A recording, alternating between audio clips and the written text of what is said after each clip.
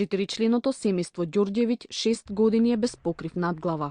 40-годишните сопружници Сунчица и Себастијан со двете малолетни деца Джемо и Матеј во мизерни услови животарат во руинирана соба од 15 на квадрати во напуштен објект во Скопско Тафталиџе. Во импровизираниот дом, кој едва може да се нарече живеалиште, живеат речиси 2 месеца.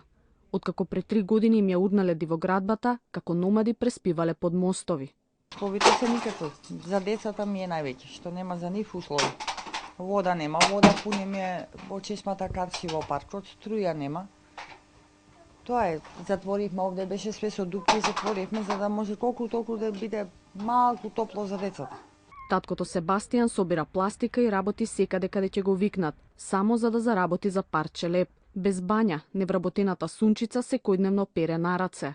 Децата се капат во корито во собата која е сенаменска, а од домаќински апарати речиси и да немаат ништо. Не ќе биде, ја не знам што ќе биде со нас. Наистина не знам, нема мислиш кај да се обрата. Сегде сум се обраќала и сите викаат чекај, ја не знам до кога да чекам.